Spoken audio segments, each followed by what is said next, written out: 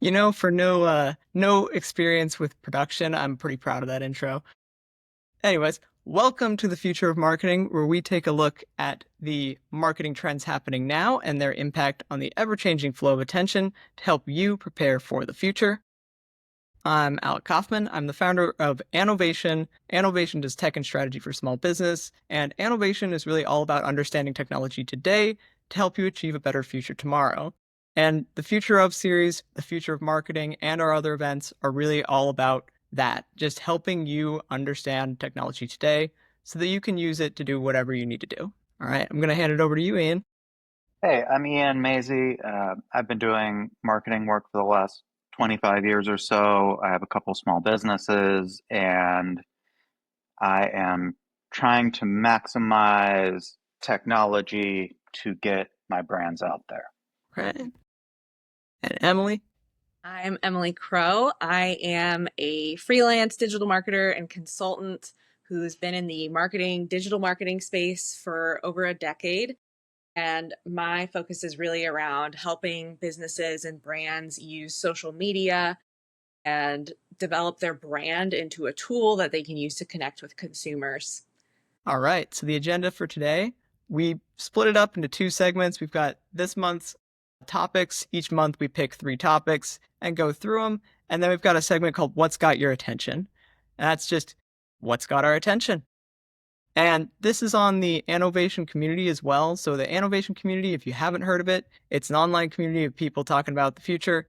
And it's really just made to facilitate dialogue like this and go a little bit deeper and help people build that understanding. It's literally a community dedicated to understanding the future. So if that sounds interesting, you can go check that out. And now for this month's topics, we've got the attention economy, the Fediverse. We're going to explain a lot more about what that means, but that's associated with Bluesky and some of those other apps out there. And then social media and advertising and kind of the link between the two and how you can use that. All right. So last month we have new tools. This is improving your content creation process with the tools that you use, going live, the power of automated direct messaging, and then CRM basics. This is kind of how to use a CRM, how to get started with a CRM. And if you want, you can watch last month's meeting on YouTube. And if you are on YouTube, like and subscribe, because, you know, if we're on YouTube, we got to say that. And then on to the attention economy. All right. So the attention economy, you might have heard this term. This is something that's come about a little more as we've gotten into the digital age, and there's a lot more things competing for your attention. And the attention economy thinks of attention as a scarce resource. Then different platforms can have different levels of attention. And then there's one more point that I want to point out here, and we'll talk through this in more detail, is that we've got social media. We've got this term called interest media, where you're moving away from necessarily just your follower count. You're moving more into content gets served to people who are interested in it.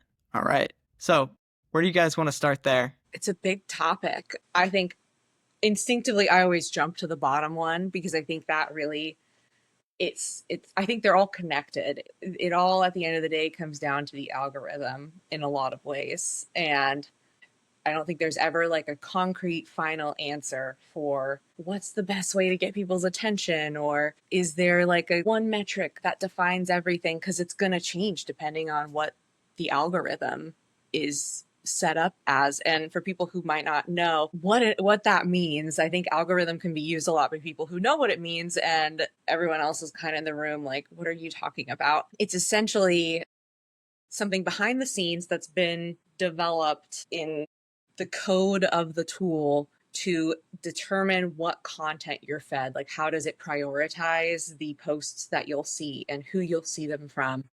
And it can have a lot of little levers in there to do things like increase the chance that someone will see a video, or if someone's interacted with someone in the last X amount of time, put that up higher. Or if someone's interested in, like, they just recently interacted with something about this topic, prioritize posts with that topic. And so it's a bunch of little levers behind the scenes that are ranking what you see. That's what an algorithm is essentially. It's something that the platforms are always tweaking and adjusting in that kind of competition to see who can get people to stay on the platform the longest and look at content the most, because ultimately that's what they want you to do on their app. And yeah, it depends on the app. And I guess I kind of spieled a bit there, but that's where I would say, yeah, it is. In the past, like you mentioned, followers, when a lot of platforms started way back when, that was something that could affect. If you had more followers, it would push you up higher in the algorithm. That was baked in as like, you have a big following, so your content must be the most engaging, push it up towards the top. That has really shifted now. TikTok really came in and like revolutionized how their algorithm was like so fine tuned to get people on the app and watching content. Like the way, I don't know if you were an early user of TikTok, but there was kind of a moment where we were all like, how did I just spend 3 hours watching 15-second videos? Like what, where did the time go? That's because they figured out how to get people's attention and keep it. And I think it kind of changes though. Like we learn, hey, I don't want to spend 3 hours watching 15-second videos. And then people's behavior changes and their brains change. And then the algorithm changes and then the platforms change. And it's just kind of always a wave of trends that's shifting. And so that's my asterisk always, is it's always changing. But yeah, I think it really is about how can they keep your interest, and it's gonna depend on the platform, and it's gonna depend on what people are into at the time and what the platforms want you to see. And it's pretty neat because it's like you can do all these things to game the algorithm, but those things might be relevant at that time, and then they will fall out of relevance, and then something else will be the trend. So there's all these little things that you can do, but I think it's more important to just focus on getting the good content out there that has reach and that has a little bit of longevity to it too. So it'll last a little longer in the algorithm. And then I think one of the big things too is like when you had that follower count, it would crank it out to your followers, and that's just not the case for how people are consuming anymore. So it's not cranking out your whole list of followers. It's more sending it out to people who are interested in it. And if it's really good, it effectively keeps traveling further and further into the different levels of social medias. I think the TikTok buckets analogy is really interesting here, where kind of it shows it to those first like 5 to 10 people. And then if those 5 to 10 people find it interesting enough, it goes to a bigger bucket of maybe 100 people. Then it goes to maybe 1,000 people or something like that. So it basically goes through these tiered buckets of interest. But what's really neat about that is that means someone with 0 followers could have a post that gets millions of views and millions of likes or something like that. But someone with, millions of followers might not get that same level of traction. There are people though that are viewing on the following tab, which will probably see more of the follower content. And so, followers are still good, but it's not the big moat that we think it is. And it doesn't guarantee that people will see it if they're following you. So yeah, I think that's a great, and that's something that makes me really excited for small businesses, especially.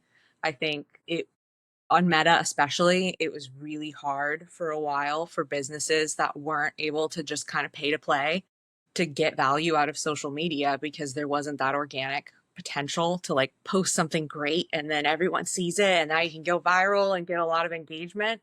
That kind of died off for a while, and TikTok's really brought it back with that potential. And so that is something I think small businesses of any kind, if you can find a way to do that, while, as you mentioned, staying true to it doesn't, getting a bunch of views once is not going to grow your company. It's not going to change your business for the long term, but it gives you the potential to actually get that value from the platform by showing up, pushing good content, and you could even have some great wins with content that goes viral. My experience has been with from a small brand perspective is that it's still relatively pay to play. I don't know if you have any metrics on that, but getting verified gets your views up, and then even if you spend $10 or $20, especially on TikTok, it really like boosts your engagement a ton. So I mean, I know the algorithm specifics are kind of top secret, but is there like a sweet spot that you can recommend, or an approach as far as like paid from a business perspective, paid versus organic? I would absolutely say, I mean, yeah, it's always, if there's advertising on the platform, they're going to want businesses to use that. I am a firm believer that if you're going to invest resources in making content, and that could just be your time, you need to allocate at least, I don't know, I guess this isn't based on any metrics, but it's just my own gut of what works. Like 2/3 of the metric of the content could go towards creating the content, and then a third should go towards paid. Or flip it around if you want to try, if you're strapped on time and you have a bit more ad budget, do 2/3 towards paying for your great content to go in front of the audience you want to target, and then use a third of that time making a piece of content that really works. Or like that post that did really well, put budget towards that. So yeah, I think absolutely it's worth that $10 to $20 to get that content out there. And I would say never start with just a huge spend without learning first of like who engages and what happens when you target certain groups or promote certain pieces of content. Do some testing before spending a bunch of money. But yeah, I think it is something that's always worth doing. If you're going to spend the time being on the platform, especially from a making content perspective, it's usually always worth spending some money to get ads out there. Unfortunately, that's the reality. I think you can get traction organically, which is, Meta was kind of a desert for a long time. If you didn't spend, you really wouldn't, there was kind of no point being on there as a brand except for like community customer support. But yeah, I think that's kind of always mine, is like a third, 2/3, but it's really based. I think it can flex. I would say the biggest thing is don't waste your time putting out content that sucks and doesn't engage, because that does really hurt your performance in the algorithm. It's like you post stuff that nobody reacts to or engages with. I don't want to share your content. But yeah, I would say it is always worth kind of almost treating it as like an injection into the content. Like your content's doing good, and here's, you can kind of like plan around what you want to have get out in front of people. And I always see it as sort of like, I don't know, I always see social as it's a funnel, and it's part of the funnel. And you can choose with paid targeting where in the funnel you want that content to go based on what you're trying to have them do. Are you trying to get them to engage? Are you trying to get them, are you targeting people way at the top and you want something that's reaching people who are just generally interested in, sorry, my dog hears someone at the door. But yeah, that's what I would say is my long answer to that. So one of the things, we'll get to this more in the later segment on social media and advertising, and with kind of this advertising thing, you want to figure out how to make your experiments, and then also your top performing experience, your top performing posts that you've tested things with that perform really well. If it performs really well organic, probably a good one that you could chop up and run as an ad as well. So I think that's a move for figuring out what to use for your advertising, where you can use the two together.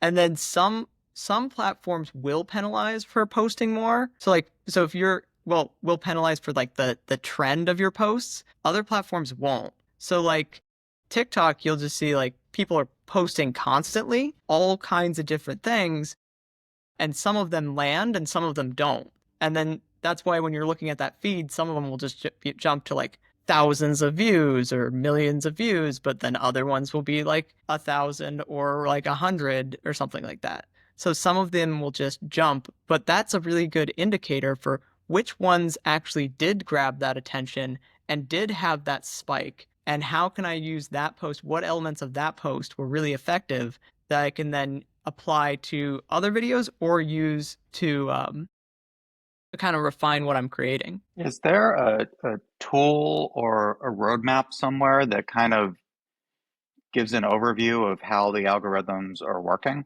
Because it seems like everyone's always talking about it. It's ever changing and nobody really knows how it works, especially on the small business side. So how would an individual or you know a group of 10 keep up with that?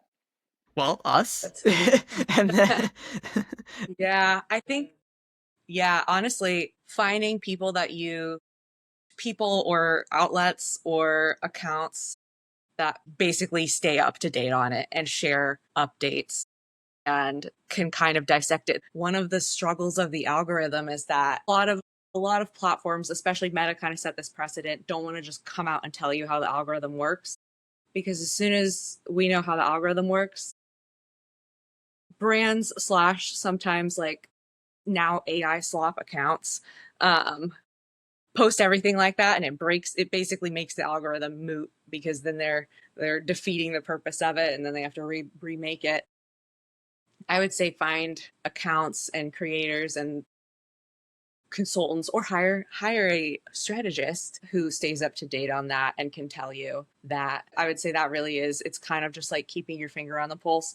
But I also think there is also always like the algorithm, it's also not the end all be all. Like having content that is true to your brand and gets engagement from people is always going to be, with an asterisk that nothing is ever always something. It's generally always a good idea and going to be strategically helpful. It might not be as likely to go viral, but it will contribute to growth that helps build your brand's presence on the platform. So I would say that if you don't want to spend, like, you can spend a lot of time trying to chase what works. And in my experience, if anyone promises they can hack that, they're not going to necessarily be building sustainable growth, and they might just be completely full of crap. So I think being true to your brand in the content in a way that you know is like, based on our product, this is what consumers want to hear and see and understand, that's always going to be one of the best things you can do. And then I would say also, like, what's a good way to kind of have your finger on the pulse of it, honestly, is like, what do you see in the platform? And like, are you noticing that you're seeing a lot of videos and the content, the prompts are always a question that's done in this way, and it's people's face and someone talking directly? Like, that tells you that's what the algorithm's pushing right now. And at least for you as a user, and if you're kind of similar to your target, you can have a good sense it's pretty similar. So yeah, I would say that's a good kind of gut check. Just mimic what you're seeing and see how it performs. So I I just want to make sure I heard you. Are there accounts that talk about the algorithm and how to approach that, or are you saying just like kind of monitor general trends or both? Both, but there are a lot of like, I can share a list of some of the accounts that I follow, and they're just like email newsletters, really, that I get like weekly or whatever, where they'll kind of talk about, oh my gosh, Instagram's pushing this new thing or LinkedIn's doing this thing. And sometimes that'll come from the accounts themselves. Like LinkedIn will say, we're really interested in this, or Instagram's CEO will say something that everyone's like, ooh, I think this means this. You can follow those folks to kind of have a sense of the compass. That'd be great. I mean, for someone like me who really just uses social media as a tool, I'm not engaged in my personal time. It's just one of several ways I'm trying to get people to either buy my thing or come to my place or whatever that is. Um, Yet knowing sort of like, hey, if I have an hour a week to spend on staying on top of this one segment, what do I do? Yeah. Yeah. really matters finding the good ones because like you don't want the bad ones that are just like, they're pulling you in 100 different ways saying you got to do this and then you got to, like raise your hand this way, open your mouth this way, do this weird little pose or something like that. It's like you want it to still feel organic and authentic to you. When you start trying to game the algorithm to the point too much where it's not really your content, then that I think is also a bad thing. So Yeah. Well put. there's two different games there. And then the other piece here is it depends on what content you're making. Like for us, we're making more educational content, and this is education and not entertainment. And so we are entertaining, I hope, but we're not entertaining in the way that like Mr. Beast is entertaining. So those are two different styles of things where we're not going to get probably as many views as Mr. Beast, but we're also getting a different audience because this caters to an audience that is looking for education. Yeah, absolutely. Yeah, I've worked with a brand who worked with an agency that was thinking through content through that Mr. Beast lens of like, what'll get us the most engagement? And it worked great to drive engagement for like a year. But then when we had to start pivoting to more like business driving content, tanks, because you aren't building an actual audience who cares about your brand. I think you said that, like, share content as your brand. And that really is, yeah, you can waste so same with trends. I mean, trends are something you can use to get a lot of traction, like content wise, but you can also waste a lot of time spinning your wheels where you should be just thinking strategically about something that makes more sense for you as a brand, from a creator side. And I think this gets into an interesting piece of the attention economy, which is basically that attention is flowing with these trends and things like that. And so certain things will start to get more attention than other things, and more people move into that. And there's kind of like there's this attention demand that goes up for a bit for a certain thing, and then people jump on that trend and they do that thing to fill that demand, and that demand eventually gets filled completely, and then there's no more demand for it. So that's kind of when you're looking at these trends, hopping on them earlier rather than later is huge. Having a unique element to how you hop onto a trend, I think, is important, so that there's a little bit that stands out. But really, the game is to do things that are authentic content to you that also gets people's attention, the people's attention that you want. Not just, it doesn't have to get everyone's attention. It's just you want it to get the attention of the people that you want it to get the attention of. Yeah. Yeah. I'm such a believer in like always just think about your core audience. Like thinking through their perspective is always going to be, well, I guess, yeah, just from that content perspective, what would they actually want to know? What do they want to know? Like answer using the top 10 questions you get as a piece of content, I think is going to drive a lot more long-term value than like we reshared the latest trend and calling it a day. Well, and one more thing to mention here too is kind of the attention economy. This also refers to the other things that are not social media, that are not wherever your content is being placed, that pull people away from that. For example, Netflix's biggest competitor is sleep. People are going to bed.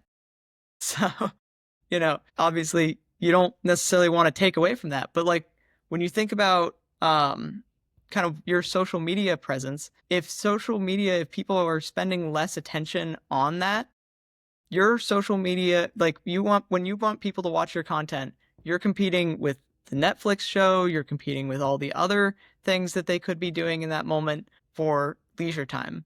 So I think understanding that and how you get in front of someone and actually get their attention so that they do find the time that they're spending with you valuable enough is super important. Yep. And then I think one more thing to mention on the algorithm here is I think use the algorithm to learn about the algorithm is one of the best things here. If you post your content and you see pieces that are doing well, follow that. Why did that do well? If you see other content as you're scrolling through your feed and you see content that's performing well, why is that performing well? What elements are they using? I think that's the big thing. It's just, learn from the algorithm. Is it's kind of the thing that dictates the attention, but it's also the teacher of what's doing well.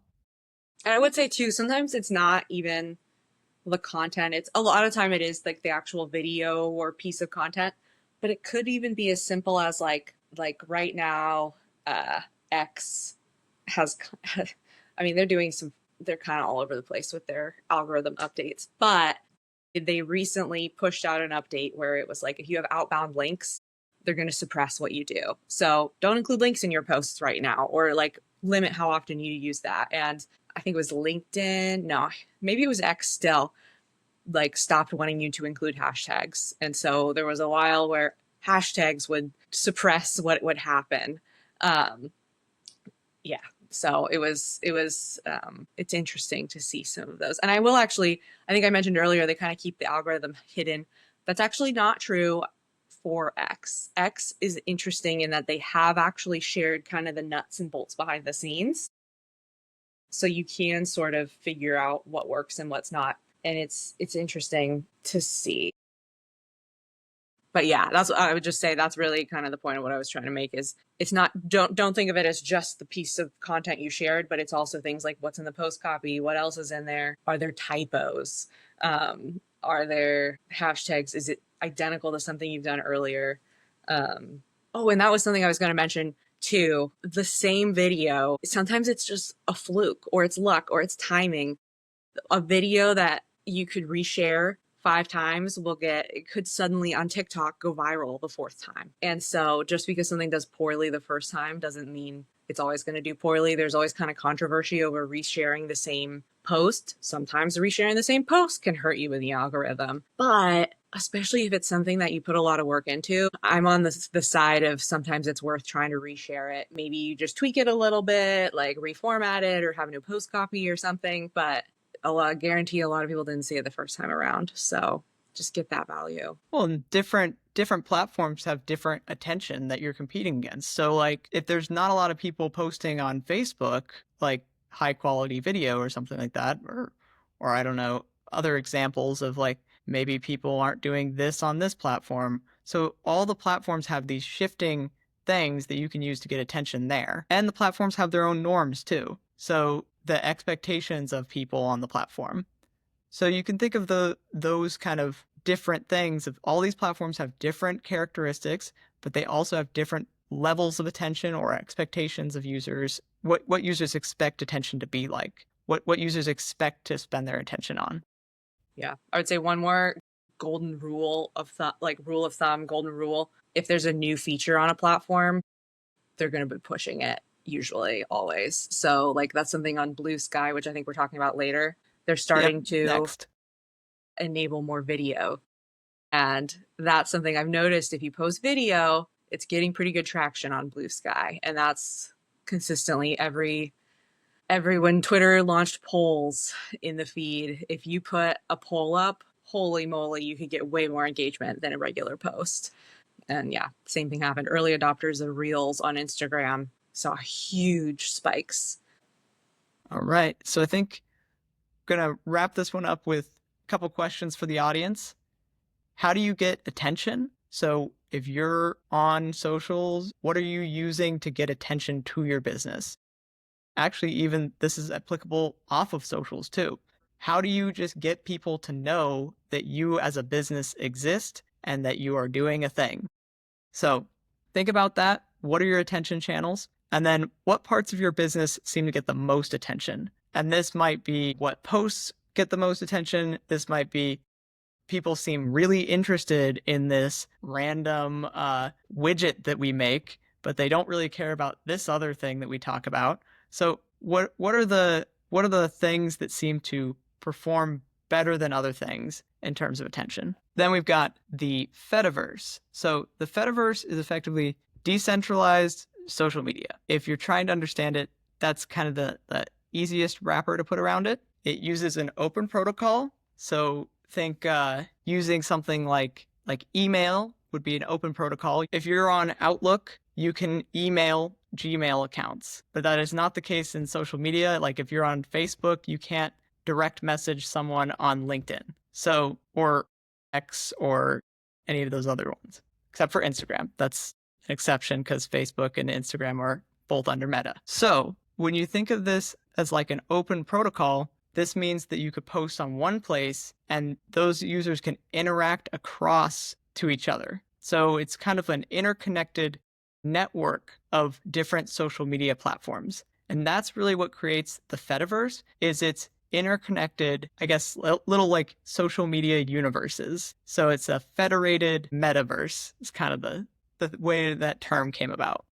And then users can interact across the platform. So if you post If you make one post on one platform, that post can be seen on different platforms. So imagine if you could post on Facebook and that could show up on X, that would be kind of what you can do with the Fediverse. You can post on one and that can show up on more on the other ones. And then users get a lot more control this way because you don't just have one platform that's dictating a lot of the rules here. Since it's like, you know how you can log into your inbox in multiple different email systems? So you could basically log into your inbox on a different mailing app, and maybe you're typically in the Google Workspace place, but you can use your mail in Outlook, or you can use your mail in the Apple Mail app, or however you're set up. But basically, you can kind of do that, but for social media. And so this is Bluesky, and there's a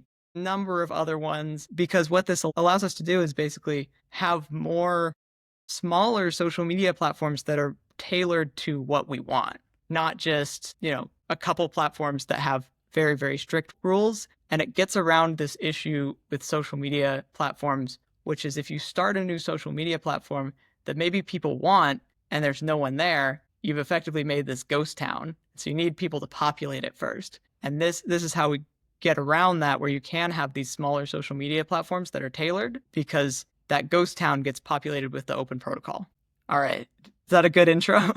No, yeah, I think I really like the email analogy. I think that is like a very good, clear explanation of how it works. And I would also say, I think it's good on our side to understand how it works, but I also think, like, from that end user perspective, it's social media. They want it to give them a similar value to what they're expecting from a social media platform. And that's sort of the lens that, at least as a marketer, I'm still using to look through, like, should we be on Mastodon or Bluesky or Redno or like all of these other things.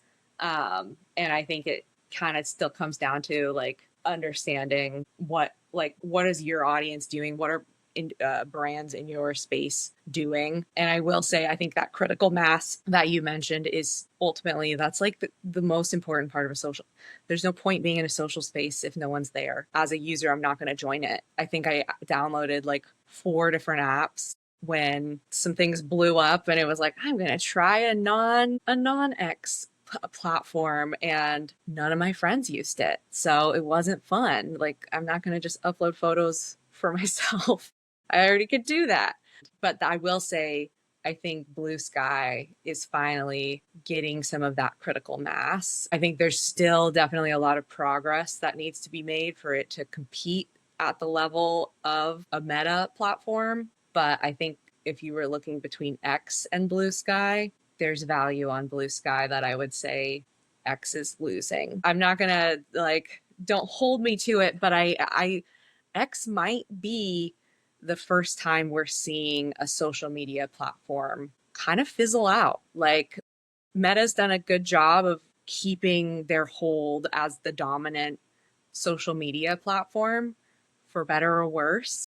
But X has pivoted so dramatically in their strategy that I don't know that it's going to maintain kind of mainstream dominance like Meta has. So I'm recommending in a lot of instances that brands kind of start to consider Bluesky, at least maybe get a presence and establish some things there if it's something that's aligned with your brand as a tool. It's interesting how much politics plays into this as well now. It's really interesting, like huge. And I think that is a big part of kind of that, like, if it fits your brand, that's something you really have to consider, because there's now a whole range of implications and context around being on X versus Bluesky versus other, like, it is interesting. And I think, again, like, if it's the tool shouldn't distract from like your core business goals and needs. And if it is, maybe you just question if it's worth the time um, for your own attention. But yeah, is definitely, there's a lot of context that goes in to it. Not to get too far off topic, but how does Threads kind of fit in to this picture of X, Bluesky? Like, where does that all sit? Great Yeah, question. so One of the things to add here is actually Threads does work with the open protocol. So you can actually access some of the content from Bluesky in Threads. At least pretty sure that's the case. And that is one of the ways that you could start to see this change is if some of these bigger platforms actually start to adopt the open protocol methodology, then you might see a world where you post on one of them and you can actually access that post on all of them. And so it might be a very different social media landscape in the future because of that. The other thing to mention here is I don't think X is going away. I think that's pretty low. Like the odds of that are pretty low. But I think it might become more niche. So it might find its particular audience identity that it caters to, which Absolutely. I think is what you'll see across all these different social media platforms as we have sort of this more federated network of social media protocols.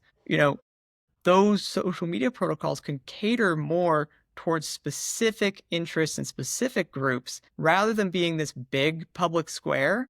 Then there might still be a couple that are still the big public square. There might also be several different towns that are all over the place. And, people can get your content in any of those towns. They can get your emails there, but they might really want to tune into just a couple of them and be very focused on being present in those spaces rather than the broader public square. Yeah, I think that's a great point. I know YouTube is one too. You can get on, I believe it's also open protocol, and you can get it in a kind of a feed, which to me, one of the things that's interesting with this, and I don't know that we've seen exactly how it'll work yet. One of the big kind of rules that is going to change that is different in this is the way that advertising works and paid promotions within them. And so I think that's really going to affect what strategies work. And if you're solely reliant upon paid advertising from a social media perspective, then it's not going to work in the same way. And I don't know that that's the right strategy for you. At least not right now. I think it comes back to what makes sense for your brand. That's a really good point for the Fediverse too, because it's like when you think about it, if we do have this open, open kind of protocol social media thing that's decentralized, what stops different platforms like Meta has ads right now? A lot of the big platforms have ads right now. But what stops someone from spinning up something that is on that open protocol that doesn't run ads in the feed? Yeah. Yeah, Then that's a whole different game. exactly. So I think that gets at a really interesting thing where there might be sort of a new type of advertising because when you like let's keep going down this email rabbit hole of kind of using that as the metaphor. So if we take that as the metaphor here and we say, okay, it's like email. Email marketing is still a thing, but how do you get through with email marketing? You have to Exactly. get past the spam filter. You have to, be you have to be relatively authentic. You have to try and provide value to people, things like that. The same principles apply of Love that. I don't I'm not big in email marketing, but those are the things that I've seen work is, providing actual value to people um, in an email will actually allow you to keep that, like people will actually want that in your inbox. Like, oh yeah, I like when I get that email rather than, Absolutely. oh yeah, it's that kind of spammy email that I get every day. Completely. And it gives them yeah, and just like email, they can unsubscribe if they no longer like what you're serving them because it is too spammy. But Mhm. if you're showing up with content that they really like and is engaging and adding value, it's a good, like, you can have the potential to get a lot of growth through it. I love that email analogy. It's so good. Anything to add here before we move on? Well, do we answer threads? Yeah, I think threads is Yeah. really, it continues to hang on.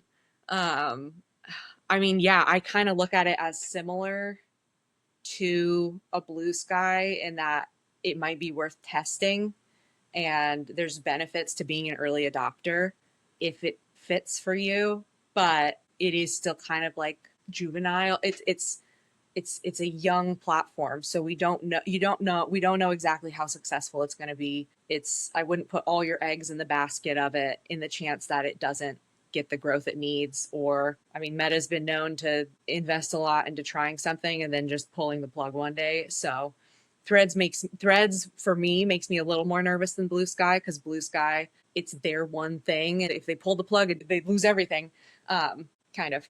But Threads does have that benefit of having the established Meta universe. So yeah, yeah, and they're kind of similar. You could kind of, I haven't tested this, so this is just off the top of my head, but maybe there's potential, like the content that works on Blue Sky, if it works on Threads, maybe you can post in both places and see which works better. But yeah. Yeah, I think, doing as much as you can do to figure out what works there. Um, there also is probably in this, there's Blue Sky right now. If this whole Fediverse thing plays out the way that it might play out, it does make a lot of sense to get there early and start doing your quote unquote email marketing early on, so that you're on that open protocol and you're actually doing those posts early and getting that exposure early on in the protocol. Because if more places just start to adopt this protocol, you're effectively able to be on one social media platform that allows you to show up on many different social media platforms. Yeah. And you can preserve your handle. Get a handle that you like. Actually, yeah, there is a whole different thing with Blue Sky and handles too. I think you can route it to like your own URL and things like that. Yeah. So it is, There's a lot. Yeah. It's yeah. a lot more technically complex sometimes in some ways as a user. You'll see that it is a different type of platform, because it kind of literally is a different type of platform being part of this decentralized social media movement. And one of the things too to add, just to kind of contextualize how Blue Sky was made, because I think this makes a lot of sense when you hear it. Blue Sky was born out of Twitter back in the Jack Dorsey days. And really, the reason why it's called Blue Sky is because it's supposed to be the Twitter bird flying out into the blue sky. So thinking of it as kind of like the next iteration of social media, and kind of this more open, free platform where people can kind of just actually post without the platform being able to dictate so much of what you can do. Yeah. Do you think, is it user friendly enough that it could become mainstream? It's getting pretty close. I think it'll get there. Seeing some of the stuff they're doing. I haven't looked in a while, but when I looked a number of months ago, I was kind of like, oh, I'm not sure, like one of my parents would be able to figure this out, or Yeah. Yeah. I would say it's getting better. It still can be kind of confusing, but it's getting there. And I know that they're working on some new tools to hopefully implement some new things like video feeds. Yeah, I think they're making progress towards it. They would be silly to not be, because it's finally gaining that growth. Yeah. I would still say I think it would still, I mean, my mom's confused by Facebook. So love my mom, but One other thing to mention here too is there is this thing called starter packs on Blue Sky. So if you do end up going there, you can use these starter packs to get those initial so like I think it's like you go to a creator's profile and they might have a starter pack for certain things, and they can follow that and it gives them a bunch of different useful content that they might enjoy. It's like yeah. it's kind of like a recommendations thing. It's like these are my recommended follows. Yeah. And I think, and that is something that can be a benefit as an earlier adopter. That is the sort of thing that if you get in there and you can kind of be like, hey, let me help you get established by following these 5 accounts that I really like and think are great, and they're all mine, that's going to help you grow a lot. And it helps you kind of, that was, I think, I got on Blue Sky way early and was like, who do I follow? Which makes you kind of get bored and then you leave, because I was just seeing posts I didn't really care. Yeah. So the starter packs is something that I think is going to really help grow.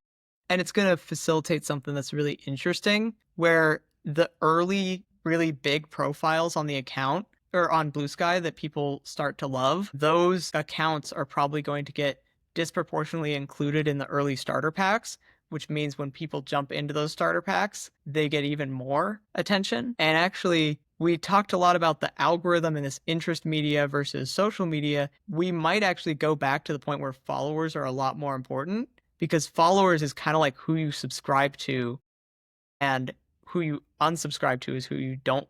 Like when you don't follow someone, you will be following and unfollowing probably a Yeah. lot more with these open protocols. Yeah. Yeah. I think that's a good point too, especially like its algorithm is younger and less complex, and it is more like followers is a better indicator of who's doing well or not, because it's still grounded in actual human beings doing actual actions. Whereas Meta, you can buy 1 million followers if you want, so it doesn't really matter. um, yeah. Well, and I think that's actually one other thing that we should probably mention before we move on from this one is the algorithms are changeable on a lot of those open protocols too. So it's like how you can sort your email inbox in different ways. You can do that with different protocols can or different like platforms. Like Bluesky is one platform, but you could have in this open protocol Fediverse, you could have multiple different platforms that all use different algorithms, and people might flock to the algorithm they prefer the most. All right. Ready to move on from this one? Okay. Questions for the audience. 1, are you on Bluesky? And then 2, is this something that interests you? Are you interested in the Fediverse? Do you think you might use it in the future? And just a third one to throw in here. What are your odds on the Fediverse? Do you think it's likely? Do you think it's unlikely? Let us know, because I'm very curious what other people think of this. Okay. Social media and advertising. So I'll do some of the table setting here. So advertising, we talked about this a little bit earlier, where you can use some of your organic posts to figure out what works and what doesn't. And then you can advertise with your top organic post. So take that organic post, figure out how to tweak it maybe a little bit for optimizing for the ad, and then run it as an ad. But selecting your ad copy based on your top performing organic content allows you to get a little bit more validation in from what people are interested in. Then the other piece here is testing your content and kind of having some of these experimental posts. Sometimes people just sit and they do the same post over and over and over again, and they don't test out and branch out with experimental posts. I think it's always important to have a couple posts that you do that are experimental, trying some new things, seeing what works, seeing what doesn't, because you might find a new way that you package up your content or a new way that you post about something or talk about something, and it really lands. So always try to experiment a little bit. You don't have to experiment with every single post, but a portion of it, try to experiment. And then researching a niche here. I think this is one of those interesting pieces is if you are trying to figure out what works and what doesn't, you can actually start to look and research a specific piece by scrolling as if you are interested in that. So like, let's say that your content is predominantly about rafting, right? You might make a account on TikTok, because you just spin up an account, um, and then scroll on that account as if you're someone interested in rafting, and just see what content shows up.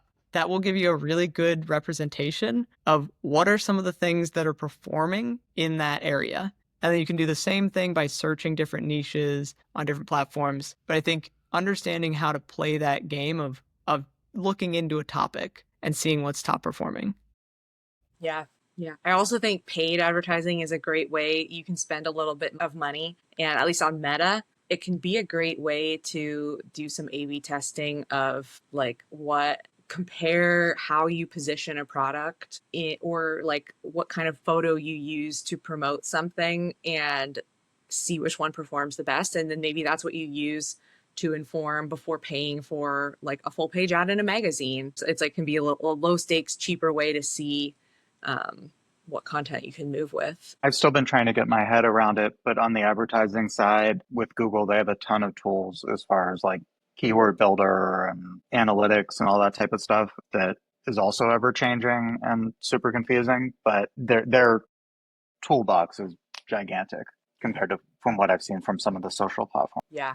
And that is one of the nice parts of these more established things is they really are made. They have so much information you can use and tools you can use. Same with Meta, but they can also be very confusing because there can be a lot, and sometimes they're not necessarily. At least Meta is known for being quite clunky and a little funky sometimes, surprisingly. Do you think that's intentional? No, No. I mean, No. I will say, I think sometimes I think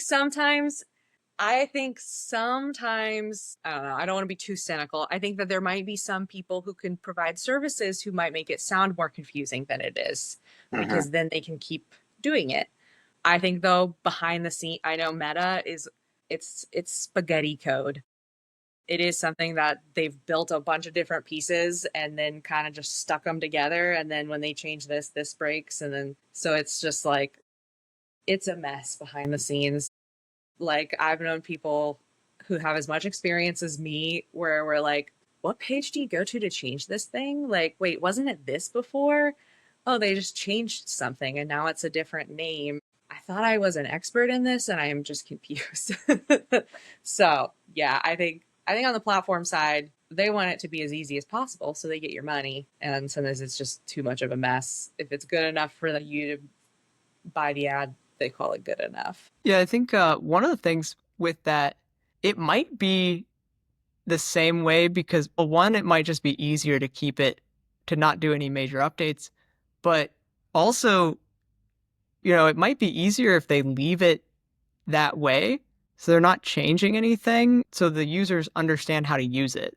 Because if they do a major redesign of it, it might confuse a lot of people. Yes, and they do updates, and it is confusing and very annoying sometimes. Sometimes they're great updates, but a lot of times they don't work great at first. What do you guys think of the Friends tab actually while we're on Facebook and updates? Have you seen that? They brought back a tab that allows you to scroll just your friends feed. I like it. I think it's annoying that they didn't let you set custom tabs. And I think that they did that on purpose. But I think as an end user, I would love to be able to have my actual friends and then the brands that I like and then the brands that I follow for funny pet videos. Um, and they did that on purpose because, again, they want you to stay and watch ads. And the more you can control that, the less likely you are to see what people are paying for you to see.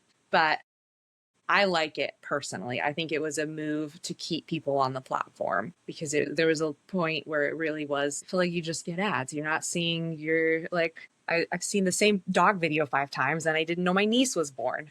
Um, and yeah, so I personally think I think it's a good move, but I just wish they'd made it a little more customizable. Yeah, do you think they'll take that further though? They might make like a family kind of filter. Like you can apply a filter to the friends tab. You apply like a family one or you apply like a best friends one or something like that. Or do you think this is as far as they'll go? I could see them testing that. I don't know. Meta will always go where the money is, and by money it's like ad dollars, and so I think that that will likely guide the most of what they do. Something that's kind of like it's overlooked. I think you mentioned it earlier, Messenger, and that is something that I could see Meta like that's something that I think will become more customizable and potentially add more value for businesses. But yeah, so I could see maybe that rather than tabs, it becomes something else. But I don't know. Sometimes it's hard to predict what Meta will do.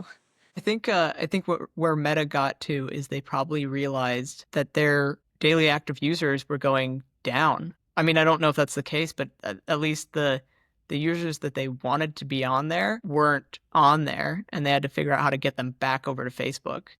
Yeah. Yeah.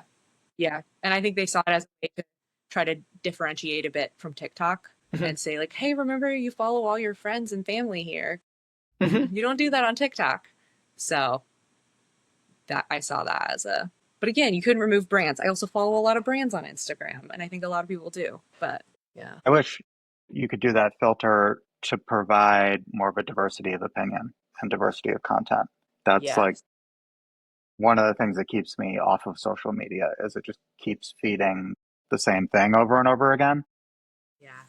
and it's really hard to get different perspectives without like searching something ridiculous. So it'd be interesting.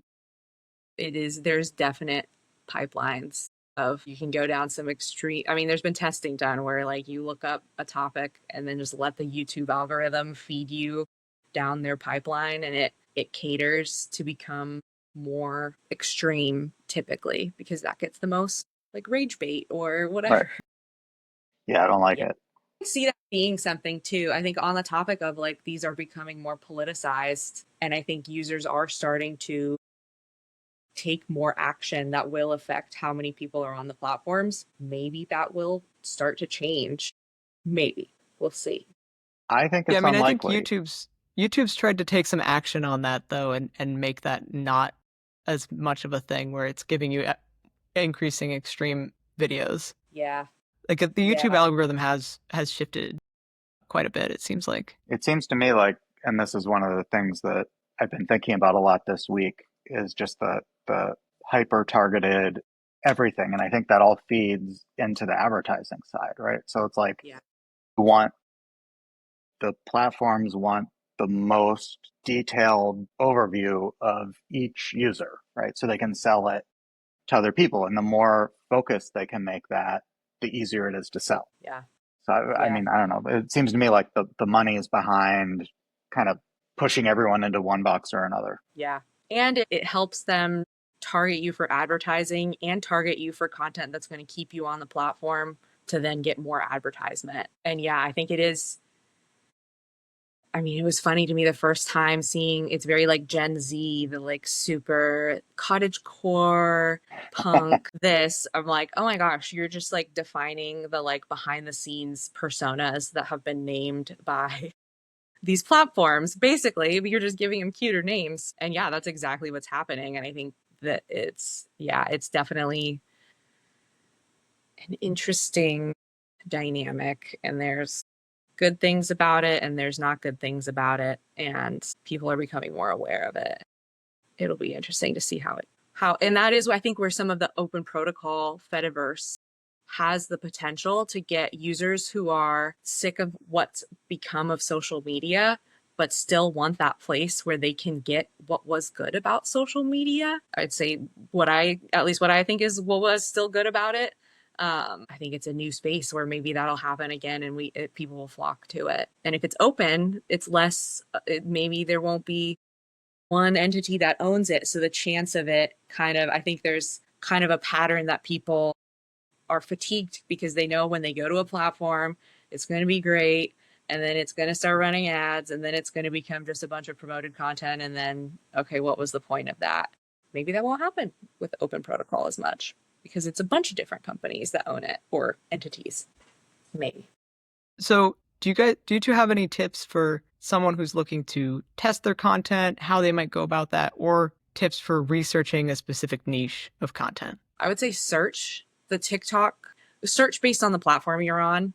Don't bother as much with necessarily looking at I don't know. I say don't bother searching on other platforms with the asterisk that like sometimes you can learn a lot from like TikTok because of how hyper focused it can get. So you can search like I don't know, if you're a plumber, maybe search certain words and then see what it suggests to you as content, and that can give you an idea of maybe content that people might be interested in or the type of users who are looking up this content.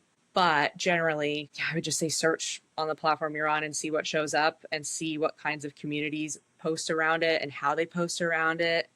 Um, yeah, I do think advertising can be a good way to do some testing, like try 3 different ways to position your product and see which one gets the most clicks or engagement and just keep refining from there. Is there any wisdom? I've known a few people to kind of start new accounts when they do that research. So it's like kind of a clean slate. Is there any wisdom to that, or is that a waste of energy? Yeah, you could do that. I wouldn't say it's a waste. You're going to have biased results in your account based on what it knows about you. But yeah, so I would say, I mean, you can always try it and see how different it is. Or you could try searching without being logged in if the platform allows.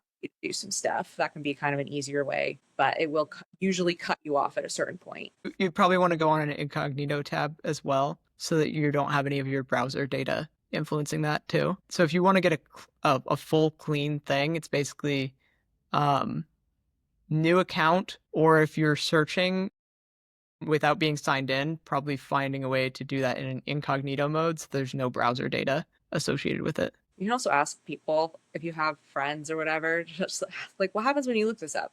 What do you do? Or yeah, people who are interested in that thing. What are the like find the people who are interested in that niche and just ask them what are your top 5 people that you end up seeing on your feed and what do you enjoy? And I think there's one other piece there that I want to connect up is that with social media you're typically posting and you're posting out to like the entire world. So you're not like posting and it's going only to your town. But for your business, you might be local. So you might actually only service a certain radius. So one of the other pieces here is that if you do find those organic posts that do well globally, they do well around the world, run that as an ad in your local area and then see how that performs. Because that might actually be a way that you get that content targeted to specifically your local audience where you do services. And then when it's an ad, they know that you're a business looking for clients too. Mm-hmm. Mm-hmm. Yeah.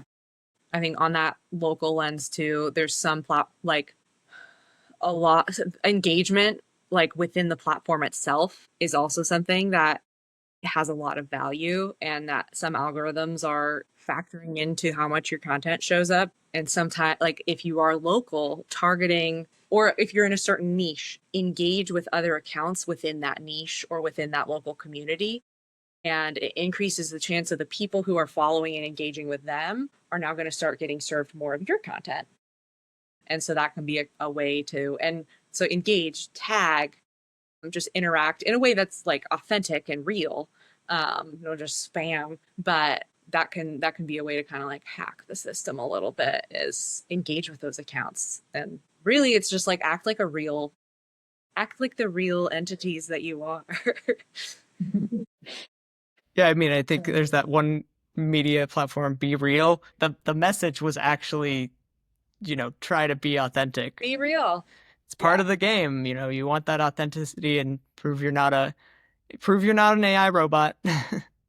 Gives it a little more human. All right. So on to the next one.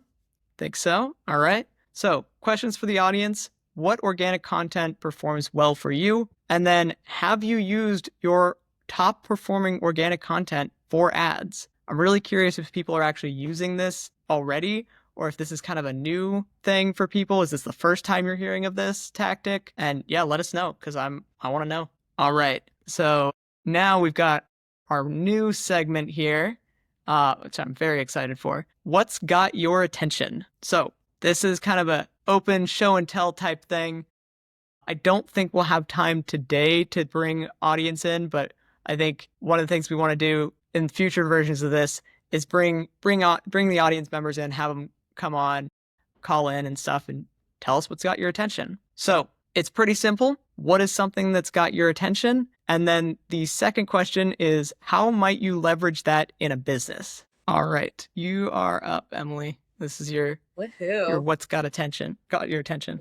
So this is something I think in the topic of should we be on Bluesky? Should I try these new platforms? This was an example of a very in my opinion, thoughtfully and well done strategy from the Washington State Department of Transportation to test out Bluesky and how they made the move and navigating doing this as a government agency in a time where platforms are politicized and being on one versus the other has implications. But at the same time, you're an entity who exists to give people information so that they can stay safe and get to work or wherever they're traveling to.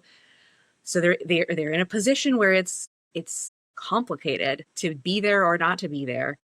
And I thought that they did a really excellent job of testing it and sharing their plan This is from their social media manager, who is just incredible. And she shared basically, this is how we're choosing to do this.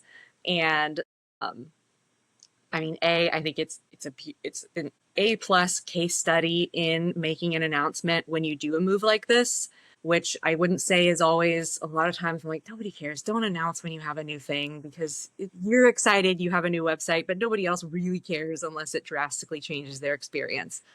But in this case, with the political context and the fact it is kind of a public safety concern, it is important, and they did an excellent job announcing it. And they basically, the components to their announcement is they're sharing why they are even considering this, and the fact that it is making their job really hard, and they're not getting the traction that they used to get on X, and are now considering, maybe we need to try this new tool. And then they reestablish their credibility of the fact that they've been there over I think they said nearly 2 decades on Twitter, which is kind of mind blowing. And really sharing, like, this is how we even chose Bluesky. And you can see they go through Mastodon, Threads. Bluesky is where they're landing. And then they establish their timeline and their plan. We're going to try it for 6 months and assess. Yeah, I'm someone who's in the weeds a little bit, so there's a lot of information there that I think probably other people might not care as much, but I thought it was a really well done, professional, with the implications. Just showing up could have caused a lot of like political backlash and fervor, and people reading into it negatively or positively, and this kind of sets the stakes of it's practical. This is why we're doing it. So yeah, these are just screenshots. You can see that they have a lot of sub accounts for specific regions and things. And this is the same as what they have on their Twitter as well. They have these same accounts. And from a user perspective, it's really similar across the 2 platforms. So similar experience here. And as you mentioned, the starter packs, that is something that they did right out the gate, and I think has helped clarify and really kick off what they're doing. Like, it's a really smart use of something that's in Bluesky, which shows they know the platform and they're using it in a thoughtful way. And that's one of the top pinned things is check out our starter pack, give these accounts a follow. And you can see it got a lot of engagement, more than like anything recently on Twitter. And then on the next page I wanted to do a little tiny case study. One thing I want to add there is what's really interesting here with the starter packs. I think that might show up across more social media platforms. If that's really getting traction, I think you're going to start to see the different other platforms start to use the same thing. Yeah. So that might be an interesting thing to think about, is how you would leverage starter packs, who would be in your starter pack, how might you be able to get into other people's starter packs if that does become a thing on multiple social media channels. Yeah, something that I would say the closest thing to it at least the first thing, one of the things that comes to mind to me that has a similar sort of purpose as an end user is something that Messenger has been working on, of being able to make kind of like subscription groups and like private groups that you can be invited to by creators, or I think there's paid subscriptions you can be on, but it is something that could be, hey, this is our group and it's us in our 5 sub accounts, and we're going to be on here for XYZ, and we're going to add these followers or whatever. And it is sort of like it's a similar purpose to get you engaged with specific accounts. But yeah, I think that's a good point. X does have something that's directionally this way, but it's not customizable, so you don't actually get to pick who's in there. But like, if you follow an account on X, then it pops up this thing, it says other people followed, and it kind of shows all these different people that you might want to follow too. All right, on to the next page. There we go. So yeah, I wanted to do a little test. They've been on here for 2 months now. How's the performance on X versus Bluesky? Which I should have labeled it. On the left is Bluesky, right is Twitter or X. And just it's not totally comprehensive, but just taking a look at some of their recent posts. Again, functionally, you can see they're very similar. They've already gotten up to 14,000 followers. You can see on Twitter, they got a lot more. They have almost 400,000 followers. And you can see this was, I think, one of their latest posts. There was a traffic issue, and they share, as they said, the same posts on each platform. And kind of similar, they got a little bit more engagement on X. Makes sense. They have, I can't do the math off the top of my head, but it's like more than 10 times, 20 times the followers on X, which as someone who's been a manager, it's really frustrating. This would be something where I'd be like, okay, our follower to engagement ratio is way better on Bluesky. And that's something that is encouraging for the Bluesky side. But yeah, you can see functionally they did get more engagement, and you can't see the reach numbers on the Bluesky, but that's something behind the scenes. As someone trying to promote a message, I'd be kind of curious what the difference is between the two platforms. But from an engagement perspective, pretty equal, which is encouraging based on them having 14,000 followers on Bluesky. But we'll see. And from the another post, which I thought was interesting because it was a video post, and that is something they got nearly more than double the engagement on Bluesky versus X with this video post. And that's something that I think is interesting I see it as potentially the result of Bluesky working to try to diversify the types of content that's in their feed. They released, I don't know how long ago, a few months ago, they finally had the ability to have longer video. First, it was just video content to begin with, and then it was longer form video. And so that is something that I would guess that they're going to be kind of encouraging and getting more traction on the platform. So if you can do more video content, I'm guessing it's going to continue to have more engagement on the platform, at least for now.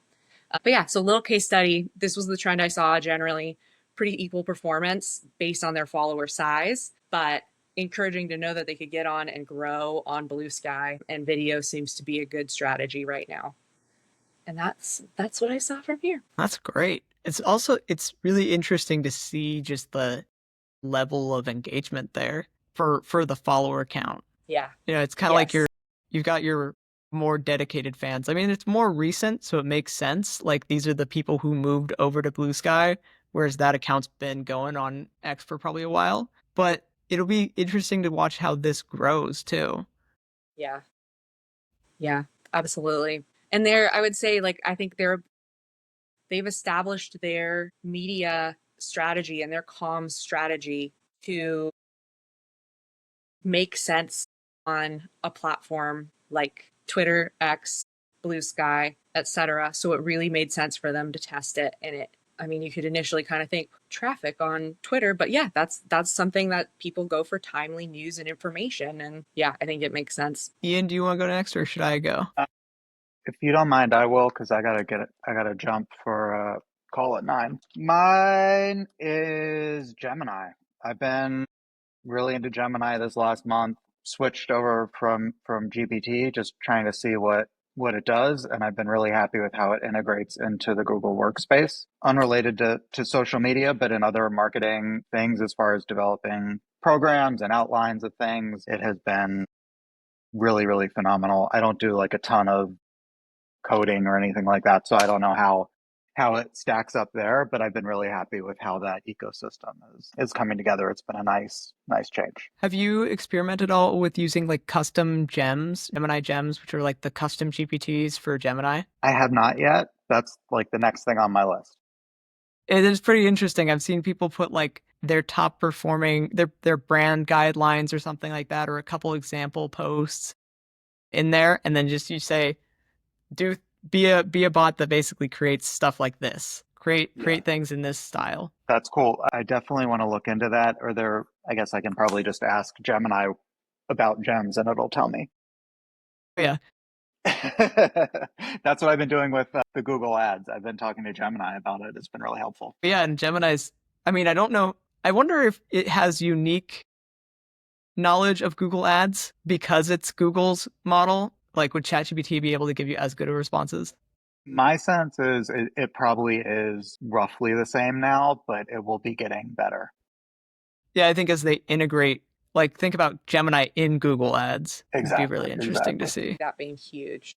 it's coming along, and Gemini is integrating into everything else. So like just getting my feet wet to like how it all connects between like flights and email and calendar. That's just a really exciting thing for me that I've been messing with. That's awesome. Yeah, Um, Gemini. all right, well, so, Yep, we'll let you get your 9 o'clock. Gemini is my go-to model as well. okay, good. I'm Definitely glad super I'm not useful. alone. Oh yeah, no, you're not alone. And it is actually on the benchmarks, it is performing as one of the best, Gemini Nice. 2.5. So, Yeah, the integration is fantastic. So highly recommend. All right. Thanks, guys. Have a good one. see Good you. talking to you. Bye. Bye. All right. So I will share my thing that's got my attention. So I've got this post by Alex Hermosi, which I thought was really interesting. So I'm pretty sure that what this is being done with is, you know how everybody started having the Studio Ghibli kind of style images? I think this is that same thing. So it's that same image generator because it got much better at creating text. And Alex Hermosi, if you don't know who he is, he's a very, very public figure. So like he's and very recognizable as like looks pretty much like this. There's his profile picture. But what's interesting is he's done several of these, and he used to do a lot of these kind of posts. It's like a screenshot of a tweet, but those seem to be he's experimenting and kind of trying stuff like this. And this is actually kind of a whole uh, suite of them. And like, if you think of how difficult this would have been to make, that might not be that doable, if you had to just hire a graphic designer to do all of that. But if you use AI and you can just say, hey, do this thing, that's pretty interesting. You might be able to get further with that and further faster. And this is, a YouTube post, which tends not to be the top performing area for posts. But I do think it's interesting to see this experimentation going on here. And you can Yeah. see 19,000 likes, 15,000 likes.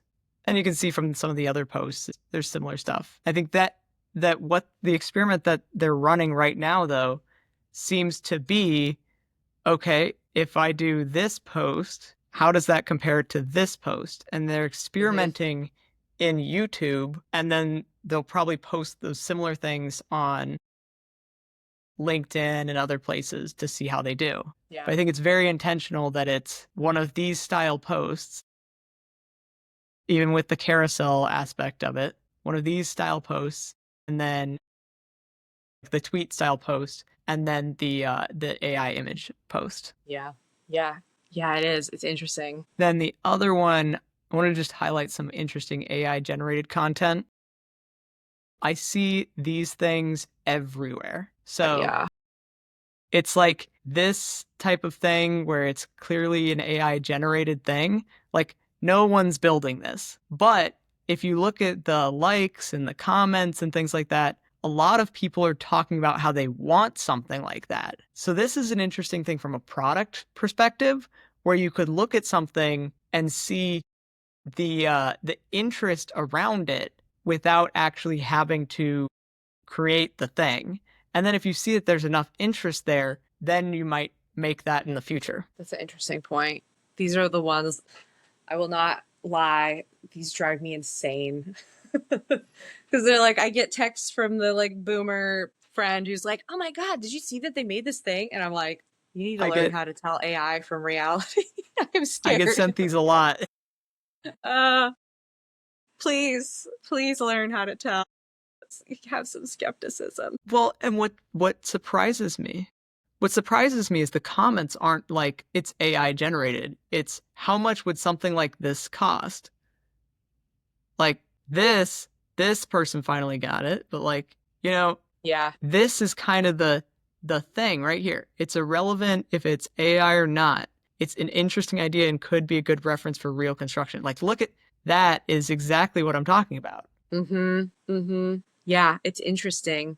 I wonder how the comments change too by platform, like the receptiveness. I mean, Meta themselves have admitted they have a lot of AI bots driving engagement and leaving comments and things like that. And I've seen some similar things on YouTube. So I wonder how it would change on something Like I could see something on Reddit getting eviscerated because they're a more tech critical savvy audience, but Facebook could be a better kind of litmus test for something like a product. I mean, it's not dissimilar from how you make like a wireframe or a like Kickstarter video of, I think, the Lumi composting thing. I first saw on a Kickstarter video and I was like, this doesn't exist yet, but I love it and it's cool and I get it. Mm-hmm. Now they're real and everywhere. Well, I think it's just an interesting way, and this is using AI to showcase something that clearly grabs someone's attention, and they say, "Wow, look at this really cool thing that was made," and then they're like, "Oh wait, that thing doesn't exist yet." So that's if it's shocking. Yeah. So like if it's really interesting. There's also all these other ones that I see that pop up on like it's like a tiny home or something like that, or all these different real estate ones, and they'll be showcasing completely AI generated homes that aren't real. And if you look closely enough, you'll see all these little details. And people on those ones are definitely not saying, "Oh, this is AI generated." They're just looking at it and being like, "Wow, this amazing home." And they probably actually don't know that it's not a real home. Yeah. Yeah. Yeah. And it's a particularly prevalent content on Meta, I've noticed. And I mean, I have mixed feelings about it. I think I think they're, yeah, I think it has good and bad, but it's interesting for sure. And it's definitely something to pay attention to. And yeah, the purpose is to get your attention. The last piece here is the one actually that I did for April Fool's Day, which I used this similar concept of this idea of business togas. And this whole business togas concept, it's an idea I had in college because like men's formal warm weather attire sucks. And I was like, why not business togas? Could be awesome. Togas are great. But then I used AI to kind of bring it to life, and then I shared this image. And that looks pretty much like I could have made, I could have think of what this would have taken to actually bring to life if it wasn't for AI. That would Yeah. have been a lot of hours. Mm-hmm. Mm-hmm. Yep. Absolutely. So, I think there's a way to test ideas with AI generated content that's very interesting. And then Mm-hmm. what I'm seeing with what Alex Ramosi did, there's a way to improve upon certain content, like the tweet screenshot and the AI generated image graphic thing. They're functionally very similar in terms of what you're doing. You're screenshotting that tweet and you're kind of putting the text up there, but they're very different in terms of, well, I think that's what they're testing. Are they different in terms of their reach? Do they get more attention? And I think it probably will get more attention. Yeah. Yeah. Reach or engagement. Definitely. All right. And then if you're in the audience or you're listening to this later, let us know, what are your memorable ads, social media trends, effective social media posts that you're seeing. And we will cover this again next month. This is going to be a reoccurring segment, I think. Yeah. It's fun. All right. That brings us to the end. Thank you for joining us for the Future of Marketing. Send us your questions, feedback, and thoughts on today's topics. Let us know if you're interested in being a guest or you know someone who would be a great guest. We'd love to have them on. And then continue the conversation in the Annovation community over there on that QR code, google.com/Annovation. And then we will see you next month. Our next meeting is going to be, it will be on 6/5/2025 or around then. We might move the dates around. But if you got here via the calendar or just look for it on any of our social media channel, you'll see it basically whenever it comes around. But hope you join us next month. And then if you do want to reach out, there's my phone number. You can give us a call, 360-803-2394, or send us an email at anno, ANNO, at Annovation, that's innovation with an A.io. And that's a wrap.